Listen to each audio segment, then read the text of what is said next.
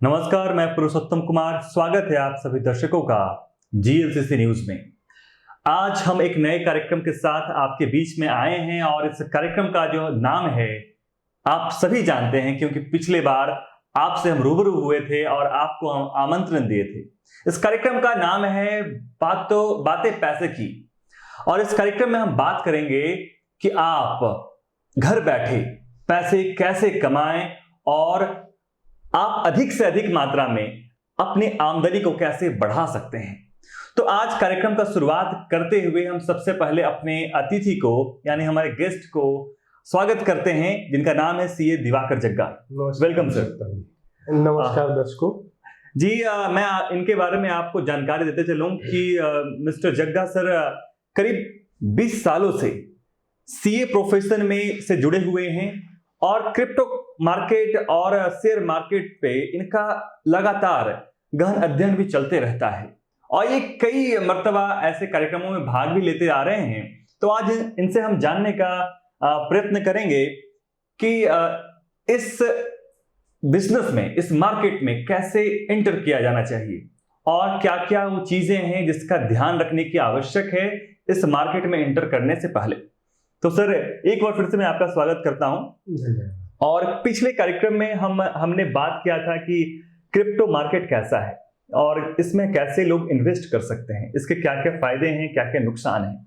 कई मुद्दों पे हमने पिछले कार्यक्रम में बात किया था, लेकिन वो जो हमारा लैंग्वेज था अंग्रेजी था सर, इंग्लिश में बात किए थे। कई ऐसे हमारे दर्शक थे जिन्होंने हमें से जुड़ के ये बताने का प्रयास किया कि सर अगर इस कार्यक्रम को आप हिंदी में लाते हैं तो उनके लिए सहूलियत होगा। क्यों नहीं? तो आपसे आग्रह होगा कि आज का कार्यक्रम हम हिंदी में करते हैं और आप हिंदी में ही प्रश्नों का जवाब देंगे सर। बिल्कुल पुरुषोत्तम जी, इस बार इसको हम हिंदी में करते हैं।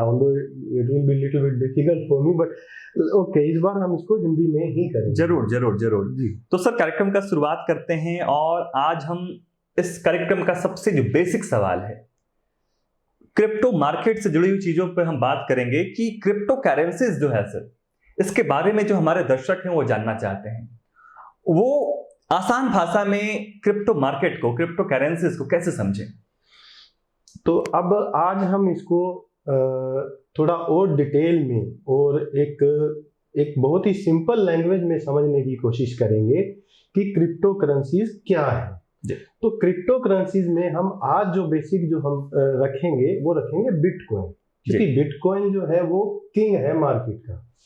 ये मान के चलिए कि इसकी टोटल मार्केट कैपिटलाइजेशन का 45 to 47% जो मार्केट कैपिटलाइजेशन है वो बिटकॉइन डोमिनेट करता है जी। तो बिटकॉइन को समझने के लिए सबसे पहले हमें ये समझना पड़ेगा कि वैल्यू किसे कहते हैं, पैसा किसे कहते हैं। आप पुरुषोत्तम जी आप बताएंगे कि आपके हिसाब से पैसा क्या है। हाँ जी, हाँ जी।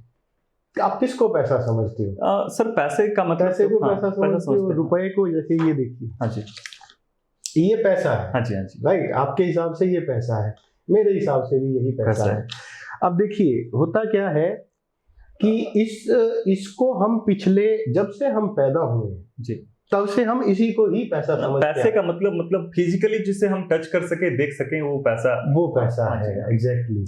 और होता क्या है कि जब से हम पैदा होते हैं 3 से 4 साल तक हमें समझ आ जाती है और हम क्या करते हैं, हम अपने फादर साहब के पास जाते हैं, उनको बोलते हैं कि मेरे को कैंडी खरीदना है। वो फट से हमें 10 रुपए का देते हैं। हम मार्केट जाते हैं और तुरंत जो है उसको पैसे देते हैं दुकानदार को और कैंडी खरीद लेते हैं। तो अब इसमें आप पैसे की कैरेक्टरिस्टिक्स देखिए क्या है। पैसा बेसिकली क्या है? नंबर 1, ये इजीली एक्सेप्टेबल है। आप जहां भी इसको लेके जाते हो वो उसको एक्सेप्ट करता है। वो पैसा है, वो वैल्यू है, वो मनी है। नंबर 2, ये डिविजिबल है। डिविजिबल मींस भाज्य है। सपोज ये 500 रुपए का नोट है, इसको मैं 100 के 5 भी कर सकता हूँ, जरूर 20 के 25 भी कर सकता हूँ, और इस तरह मैं इसको डिविजिबल कर सकता हूँ। दूसरी इसकी ये खासियत, और तीसरी इसकी ये खासियत है कि ये इजी टू कैरी है। हाँ जी, इसको मैं जेब में डालूंगा और कहीं भी ले जाऊंगा, सामने वाले को दूंगा, वो तुरंत इसको लेगा और मेरे को जो भी चीज चाहिए उचित दाम देके मैं उससे ले लूंगा। तो एक तो ये वैल्यू है। हाँ जी। दूसरा हम वैल्यू की जब बात करते हैं, मान लीजिए ये इसको हम एज ए गोल्ड यूज करते हैं, ये गोल्ड है, although it's a marker but will call it gold है, तो ये गोल्ड है। हाँ। ठीक है, तो अब हम बोलते हैं कि पैसे की 3 कैरेक्टरिस्टिक्स होती हैं, इजीली एक्सेप्टेबल है, डिविजिबल है, इजी टू कैरी है। अब ये गोल्ड में देखिए क्या क्या होता है, ये इजीली एक्सेप्टेबल है। हाँ जी। क्योंकि आप इसको लेके जाओगे, सामने वाला देखेगा ये गोल्ड है, वो इसको ले लेगा, राइट। लेकिन इसमें एक कैरेक्टरिस्टिक्स है जो इसमें नहीं है, वो ये कि ये इजीली डिविजिबल नहीं है। मान लीजिए आप जाते हो लेके इसको, ये इजी टू कैरी है। हाँ जी। लेकिन इजीली डिविजिबल नहीं है। आप इसको लेकर जाते हो, आप शॉप वाले के पास जाओ, किसी भी दुकानदार के पास जाओ, उसको बोलो भैया ये रखो और मुझे बदले में 1 किलो सब्जी दे दो, तो वो इसको ब्रेक नहीं कर पाएगा, या वो इसको तोल के उतना नहीं निकाल पाएगा कि इसमें से वो 1 किलो सब्जी आपको दे, उतना गोल्ड रखे और बाकी आपको गोल्ड वापस दे दे। तो मतलब यही है, जैसे हमने अभी पैसों की बात किया और उसके बाद हमने गोल्ड का, तो इसका बेसिक डिफरेंस ये है कि गोल्ड को हम डिवाइड नहीं कर सकते हैं, इजीली डिवाइड नहीं कर सकते। यस, हाँ, यही एक इम्पोर्टेंट डिफरेंस है। हाँ, तो पैसा इजीली डिविजिबल है, पैसा इजीली कैरी कर सकते हैं, और पैसा जो है वाइडली एक्सेप्टेबल है। आप इसको लेकर जाओगे एक्सेप्ट हो जाएगा, ये लेकर जाओगे एक्सेप्ट हो जाएगा, ये डिवीजन होने में इसको प्रॉब्लम आएगी। अब हम तीसरी चीज की बात करते हैं, एक ये वैल्यू होती है। ये क्या है, ये मान लीजिए ये आपकी घर की प्रॉपर्टी का पेपर है, या इसको आप शेयर सर्टिफिकेट समझ लें, या आप इसको डिवेंचर समझ लें, बॉन्ड समझ लें जो प्राइवेट लिमिटेड कंपनीज इशू करती हैं, सॉरी लिमिटेड कंपनी और प्राइवेट लिमिटेड कंपनीज इशू करती हैं, या इसको आप बैंक का फिक्स डिपॉजिट समझ लें। हाँ जी। अब इसमें हम ये कहेंगे कि ये भी वैल्यू है, लेकिन ये एक्सेप्टेबल है। हाँ, ये एक्सेप्टेबल है। मैं आपके पास आऊंगा, कैसे? हाँ, मैं आपके पास आऊंगा, मैं कहूंगा कि मेरे को आप ये दे दो और बदले में मेरे पास ये प्रॉपर्टी है, ये रख लो। हाँ जी। आप कहोगे ठीक है, लेकिन ये भी डिविजिबल नहीं है। फर्स्ट, क्योंकि मान लीजिए मेरे पास एक शेयर सर्टिफिकेट है जिसमें मेरी ओनरशिप 100 शेयर की है। मैं आपके पास आता हूं, मैं कहता हूं मेरे को 1 किलो सब्जी दे दो और मेरे 100 शेयर में से आप 10 शेयर रख लो और 90 शेयर मेरे को वापस दे दो। आप उसको नहीं कर पाओगे। तो इसका मतलब क्या होता है कि ये डिविजिबल नहीं है। तो ये जितने भी ये पेपर मनी यहाँ हमने लिखा हुआ है, नॉर्मली यही चलती भी हैं, तो ये इजीली डिविजिबल नहीं है। और जो इसका तीसरा कैरेक्टरिस्टिक्स था, इजी टू कैरी। अब मान लीजिए आपके पास प्रॉपर्टी है, क्या आप अपना घर उठा के कैरी कर सकते हैं? नहीं कर सकते। तो ये 3 तरह की हमारे पास जो एसेट है, पैसा, गोल्ड और बॉन्ड पेपर या शेयर सर्टिफिकेट बोल लो, आप कुछ भी बोल लो। तो इनमें से सबसे ज्यादा जो इजी है, जिसको हम एज ए वैल्यू यूज करें या एज ए पैसा जिसको हम बोले, तो वो ये है करेंसी। करेंसी जिसे भारत सरकार इशू करती है। अब इसको आप बड़ा ही क्लोजली आप यहाँ पे देखते हैं, तो इस पे लिखा होता है, I promise to pay the bearer a sum of 500 rupees, जिसका मतलब ये निकलता है कि भारत सरकार आपको प्रॉमिस कर रही है कि इसको जो भी बियर कर रहा है, जो भी इसका धारक है, जिसके भी ये हाथ में है, हम उसको 500 रुपए का वैल्यू देंगे। हाँ जी। ये भारत सरकार कह रही है। गवर्नर, आरबीआई गवर्नर नहीं, भारत सरकार कह रही है। आरबीआई गवर्नर जो है वो 1 रुपए का जो नोट चलता था उस पे कहता था। अब आपके दिमाग में एक क्वेश्चन आएगा कि जो हम ये कॉइन यूज करते हैं, 1 रुपए का कॉइन, 5 रुपए का कॉइन, उस पे ये चीज नहीं लिखी होती, उसका क्या कारण है? तो उसका कारण ये है कि 500 रुपए का जो ये नोट है, ये एक तरह से प्रोमिसरी नोट है, जिसमें एक प्रॉमिस किया गया है। इसकी बैकिंग में कुछ नहीं है। हाँ जी। इसकी बैकिंग में सिर्फ भारत सरकार का प्रॉमिस है। अब मान लीजिए आपके पास एक कॉइन है, मान लीजिए आपके पास ये 1 रुपए का कॉइन है। मान लिया। अब वो 1 रुपए के कॉइन पे ये शब्द इसलिए नहीं लिखा जाता क्योंकि जो उसमें धातु यूज की जाती है बनाने में, उसकी खुद की वैल्यू 1 रुपए 1 जितनी रुपए होती की ना, है। हाँ जी हाँ। यानी कि आप उसको 1 रुपए में बाजार में इजीली बेच सकते हो, तो उस पे आपको ये लिखने की जरूरत नहीं है। लेकिन अगर ये सिर्फ एक पीस ऑफ पेपर होता और इस पे ये चीज ना लिखी होती तो इसकी वैल्यू होती कुछ, कोई वैल्यू नहीं होती। लेकिन भारत सरकार ने इस पे लिख दिया कि मैं धारक को 500 रुपए अदा करने का वचन देता हूँ, हाँ। तो इसकी वैल्यू बढ़ वैल्यू हो गया। एक्चुअली ये पेपर ही है। और 1 रुपए का जो कॉइन है उसमें 1 रुपए का मेटल लगा हुआ है, जिसको आप कभी भी मेल्ट करके मार्केट में 1 रुपए में बेच सकते हो। जी जी। अब आपने नोटिस किया होगा कि जैसे जैसे टाइम पीरियड बीतता जा रहा है कॉइन छोटे होते जा रहे हैं। क्यों छोटे होते जा रहे हैं? क्योंकि वो जो मेटल से बनते हैं वो कॉस्टली होता जा रहा है। हाँ जी। तो पहले जो कॉइन 1 रुपए का इतना बड़ा होता था साइज में, मान लीजिए इतना इस साइज का होता था या इस साइज का मान लीजिए, फिर ये इतना हो गया, फिर ये इतना हो गया, तो वो क्या हुआ, उस मेटल का कीमत बढ़ता गया। अब जो कुछ समझदार लोग थे जो कि अपने इंडिया में बहुत पाए जाते हैं, उन्होंने क्या किया, जो बड़े कॉइन थे जो एक्चुअल में 1 रुपए का था, लेकिन उसमें जो मेटल बड़ा होने की वजह से वो 2, 2.5, 3 रुपए की कीमत का बन गया, तो उन्होंने उसको मेल्ट करके बेचना शुरू कर दिया। तो उस कॉइन को फिर भारत सरकार ने छोटा करना शुरू कर दिया। तो ये सारा मेरा आपको बताने का पर्पस ये था कि एक्चुअल में जो हम पैसा समझते आ रहे हैं बचपन से, है ना, वो पैसा वो नहीं है। पैसा ये 3 कैरेक्टरिस्टिक्स हैं। कौन कौन सी? इजीली डिविजिबल है, कैरी करना उसको आसान है, हाँ, और एक्सेप्टेबल है, वाइडली एक्सेप्टेबल है मार्केट में। तो कोई भी चीज जो ऐसी होगी वो पैसा है, वो वैल्यू है, जिसके बदले में आप कुछ भी ले सकते हो। लेकिन इजिली एक्सेप्टेबल की हम बात कर लें तो वो तो सर, अगर मान लें कि इंडियन करेंसीज है, रुपीस की बात करें, अगर उसे हम दूसरी कंट्री में चलाने का प्रयास करें या वहाँ कुछ कमोडिटीज परचेज करने की बात करें तो वहाँ डिफिकल्टीज आ सकते हैं। वहाँ डिफिकल्टीज आती हैं, लेकिन जब आप किसी फॉरेन कंट्री में जाते हो तो फर्स्टली आप क्या करते हो, आप मान लीजिए आप यूएस जा रहे हो इंडिया से, तो सबसे पहले आप क्या करोगे, जब आप एयरपोर्ट पे जाओगे आप अपनी इंडियन करेंसी को कन्वर्ट करोगे यूएस डॉलर में, हाँ, है ना, वहां आप जाके उसको खर्च करोगे। मींस इसमें प्रोसेस है कि हमें फर्स्टली क्या करना होगा कि चीजों को कन्वर्ट करना होगा। तो कहीं ना कहीं इजिली एक्सेप्टेबल की जहां तक हम बात करते हैं, हम अपने जगह पे तो ठीक है, लेकिन वर्ल्ड वाइड लेवल पे देखा जाए तो कहीं ना कहीं वर्ल्ड लेवल पे तो अगर हम वर्ल्ड लेवल की करेंसी की बात करें तो आज के टाइम में जो यूएस डॉलर है वो इजीली एक्सेप्टेबल है ऑल ओवर द वर्ल्ड, तो वो इजीली एक्सेप्टेबल है। तो इस तरह अभी तक जो हमने ये पढ़ा था कि पैसा क्या होता है, पैसा ये होता है, नहीं, पैसा वो होता है जिसमें ये 3 कैरेक्टरिस्टिक्स होती हैं। अब मैं आपको एक चीज और बताऊंगा, आपको पता भी होगा कि आज से अगर हम 1000 साल पीछे जाएं तो उस टाइम हम जो समुद्र से जो ये सिपियां निकलती थी, उन सिपियों को हम एज ए मनी यूज करते थे।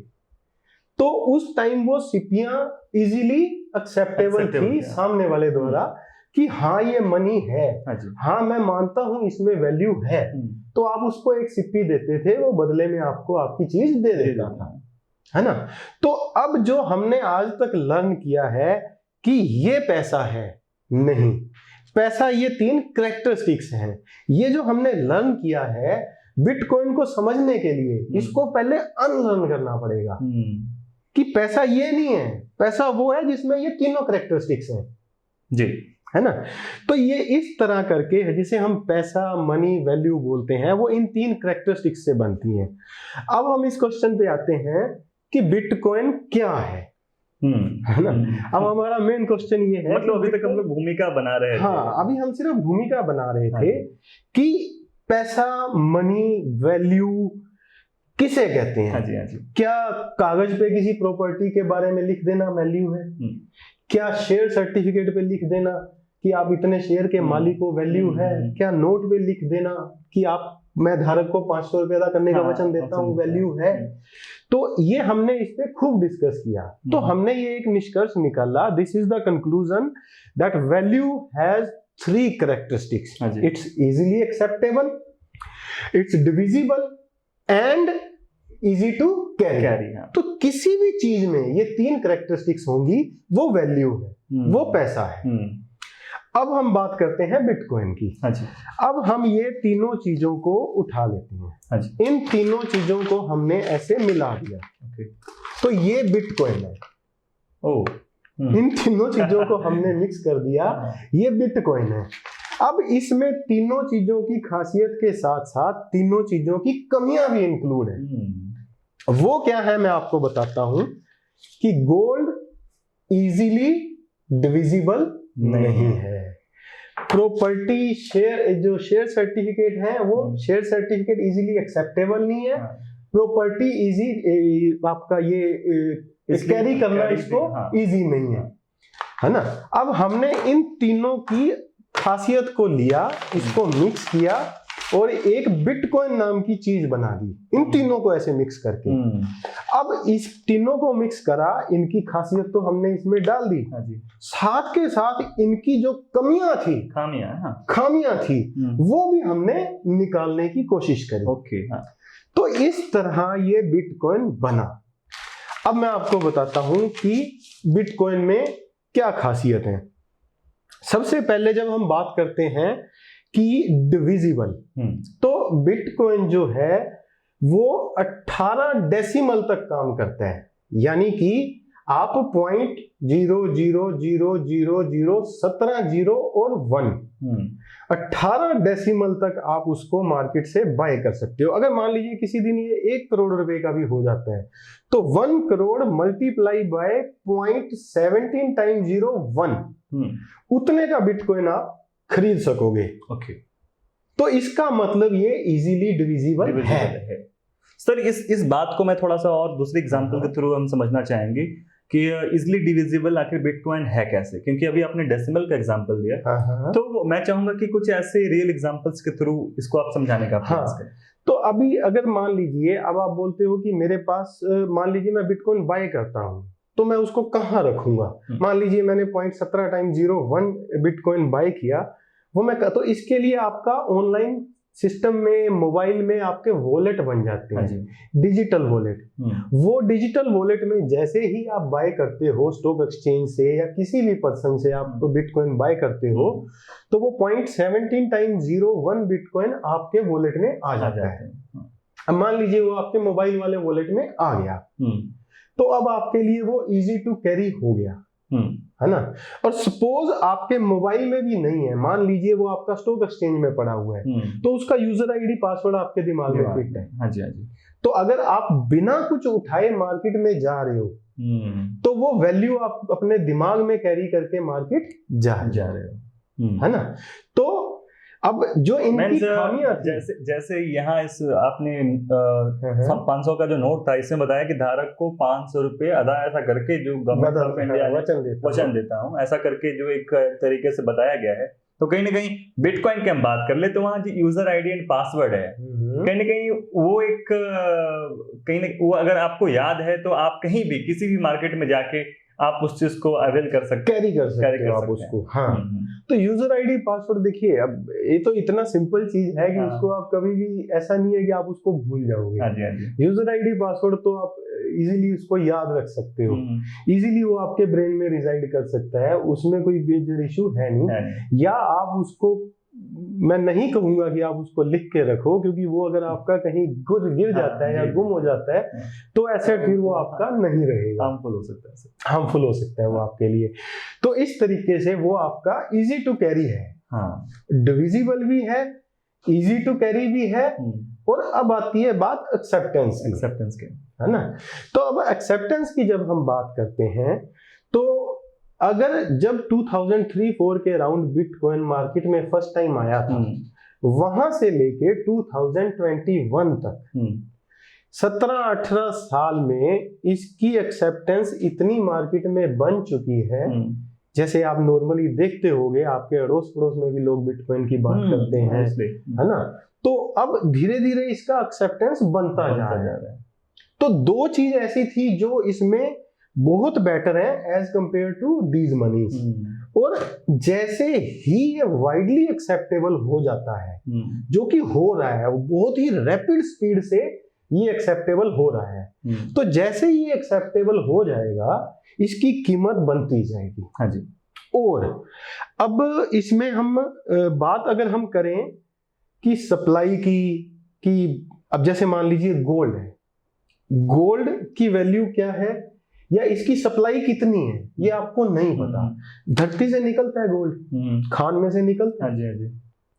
अब उसमें एक जगह एक नई खान मिल जाती है, तो उसकी वहां से पता चलता है कि इसमें तो 1000 टन गोल्ड है ना।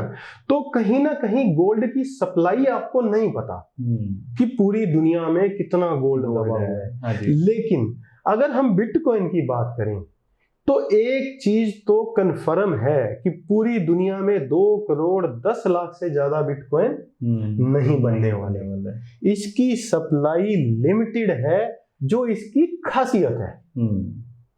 अब गोल्ड की सप्लाई आपको नहीं पता, ये धरती से निकलेगा, लेकिन इसकी सप्लाई आपको नहीं पता कि कितनी है। आज एक नई खान और मिल जाती है, 20,000 टन या 1 लाख टन गोल्ड मार्केट में और आ जाएगा। ये भारत सरकार छापती है। हाँ जी। है ना, जब भी उनको जरूरत पड़ती है वो इसको छाप लेती है। 1978 तक क्या होता था कि जब भी भारत सरकार या कोई भी देश की सरकार, यहाँ हम पॉलिटिकल बात नहीं करेंगे, कोई भी देश की सरकार जब एक नोट छापती थी तो उसके इक्विवेलेंट गोल्ड उनको एक सर्टेन जगह पे रखना पड़ता था। जैसे इंडिया में हम उसको आरबीआई में रखते थे, ये आपने सुना होगा। तो 1978 तक गोल्ड स्टैंडर्ड चलते थे।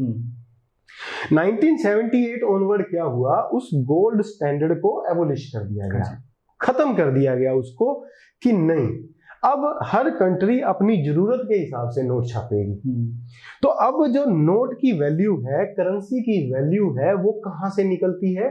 वो उस देश की इकोनॉमी से निकलती है। जैसे मान लीजिए यूएस की इकोनॉमी सबसे ज्यादा स्ट्रॉन्ग है, तो यूएसडी की कीमत सबसे ज्यादा है। तो इस तरह ये सारा सिस्टम चलता है। लेकिन इनकी बैकिंग में कुछ नहीं है। अब यहाँ हम कोई पॉलिटिकल बात नहीं कर रहे हैं, कोई हम किसी को पॉइंट आउट नहीं कर रहे हैं, लेकिन ये जो 500 रुपए का नोट है, ये सिर्फ सरकार द्वारा एक वचन है। अब सरकार का क्या हो सकता है? इसके एवज में कहीं कोई ऐसा नहीं रखा, कुछ नहीं रखा, हमारे पास इतने वैल्यूज पहले से चीजें हैं। हाँ, ये सिर्फ भारत सरकार का एक वचन है जिसपे हम सारे बिलीव कर रहे हैं। तो अभी तक हम जो करेंसी को समझते थे, अब आप सोचिए कि इसके पीछे भारत सरकार का वचन है, नथिंग एल्स। और हम विश्वास भी करते हैं क्योंकि हमारी इकोनॉमी बहुत ज्यादा स्ट्रॉन्ग है। अब हम बात करते हैं उन इकोनॉमीज की जो वल्नरेबल है, जो वीक है। अभी मैं आपको रिसेंट 1 महीने पहले का एग्जांपल देता हूं। अफगानिस्तान में आपने सुना होगा क्या हुआ, वहां पे तख्ता पलट हो गया। है ना, वहां पे चुनी गई सरकार को हटाया गया और तालिबान नाम के एक संस्था ने कब्जा कर लिया। यहाँ हम फिर कोई पॉलिटिकल बात नहीं करेंगे, हम purely we are discussing on financials. हम लोग एग्जांपल के रूप में, हाँ, इसको हम एज ए एग्जांपल लेंगे। तो वहां पे तालिबान ने कब्जा कर लिया। अब वहां के जो लोग तालिबान के राज में रहना चाहते थे वो वहां रह रहे हैं, लेकिन जिनको वहां रहने में दिक्कत थी, आपने देखा होगा न्यूज में लास्ट टाइम बहुत आया था कि कैसे वो प्लेन में भर भर के मैसिव स्केल्स पे माइग्रेशन देखे जा रहे हैं। अगर हम दिल्ली की भी बात करें तो यहाँ भी रिफ्यूजी कैंप आपने देखे एग्जैक्टली। तो अब जो आदमी अफगानिस्तान में रह रहा था, मान लीजिए वो वहां का एक करोड़पति आदमी था, लेकिन जब वो वहां से भागा, क्या वो वहां की करेंसी उठा पाया? नहीं। उसको अपनी जिंदगी के लाले थे, कुछ तो जहाज के टायर पे लटके हुए थे, तो वो उस करेंसी को नहीं उठा पाए। क्या वो अपना घर भाग के गोल्ड उठा के ले आ पाया? नहीं ला पाया। क्या वो अपनी property, share certificate, FD, bond उठा पाया? कुछ नहीं उठा पाया। लेकिन अब यहां मैं आपको एक बहुत, अगर उठा लाते भी तो इन पैसों के, इन शेयर बॉन्ड्स के, इन इसका कोई वैल्यू नहीं होता। ये गोल्ड फिर एक्सेप्टेबल हो जाता। मान लीजिए वो घर गया, अपनी जान पे रिस्क लेके वो थोड़ा बहुत गोल्ड उठा भी लाया, तो ये एक्सेप्टेबल था। लेकिन वहां का नोट हमारे यहाँ बिल्कुल एक्सेप्टेबल नहीं था। अब वो रिफ्यूजी कैंप में अगर मान लीजिए कोई वहां का 1 लाख अफगानी लेके बैठा हुआ है, अफगानिस्तान की करेंसी अफगानी है, तो वो इंडिया में उसकी वैल्यू ऑलमोस्ट जीरो है। अगर वो प्रॉपर्टी का कागज शेयर सर्टिफिकेट उठा के ले आएगा, उसकी वैल्यू इंडिया में 0 है। अब इसको हम इस तरीके से समझते हैं कि जब वो वहां से भागा, ठीक है, अगर मान लीजिए उसके पास एक बिटकॉइन होता, तो वो यहां आता, वो रिफ्यूजी कैंप में रह रहा है। अब रिफ्यूजी कैंप में जितने भी हैं उनके पास कुछ नहीं है, लेकिन वो एक बंदा जिसके पास एक बिटकॉइन है, सिर्फ एक बिटकॉइन, जिसका यूजर आईडी पासवर्ड उसके दिमाग में है, तो इस टाइम इंडिया में वो 39 लाख रुपीस इंडियन करेंसी का ओनर है। तो उसको भिखारी बनने की या लेबरर बनने की जरूरत नहीं पड़ेगी।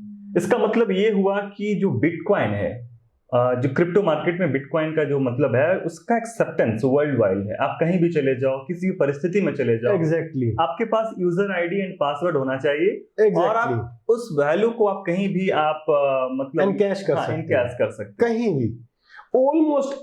तो आपने काफी अच्छे तरीके से इसको समझाने का प्रयास किया कर दिया। मतलब जो एग्जांपल दिया आपने, अफगानिस्तान के एग्जांपल के थ्रू जो आपने समझाने का प्रयास किया है, तो कहीं ना कहीं मुझे लगता है कि हमारे दर्शकों को ये समझ में आ गया होगा कि क्रिप्टो मार्केट और बिटकॉइन आखिर वो क्या है एग्जैक्टली, वैल्यू क्या है, क्रिप्टो मार्केट क्या है, कैसे उसने वैल्यू जिसको हम आज तक समझते आए थे उसकी अच्छी अच्छी चीजों को रखा और उसकी बुरी चीजों को प्लग कर दिया, निकाल दिया उसमें से। तो जब आप इसको समझ लेते हो तो आपका कॉन्फिडेंस आ जाता है कि हाँ, ये एक एसेट का रूप है। हम जैसे ही आपने बताया कि बिटकॉइन एक एज ए एसेट है, एक एसेट का रूप है, स्टोरेज ऑफ वैल्यू है। जैसे गोल्ड स्टोरेज ऑफ वैल्यू है, वैसे ही बिटकॉइन स्टोरेज ऑफ वैल्यू है। यस। तो दिवाकर जी, हम कार्यक्रम को आगे बढ़ाते हुए हम इसमें मैं एक पॉइंट और ऐड करना जरूर एक पॉइंट मैं आपको, और जो कि बहुत काम का है, यहीं पे ऐड करना उसको ठीक जरूर। आपने एक कंट्री का नाम सुना होगा, जिम्बाब्वे, है ना? तो वहां पे जो है जिम्बाब्वियन डॉलर चलता है। यस। लेकिन वहां की इकोनॉमी में इतना ज्यादा इन्फ्लेशन है, हाइपर इन्फ्लेशन जिसे हम बोलते हैं, मुद्रास्फीति, हाँ जी, है ना? हमारे यहाँ भी जैसे मुद्रास्फीति दर हर 3 महीने बाद सरकार निकालती है। लास्ट क्वार्टर में हमारी 11 पॉइंट समथिंग थी इन्फ्लेशन रेट, मुद्रास्फीति की दर। तो वहां पे हाइपर इन्फ्लेशन है।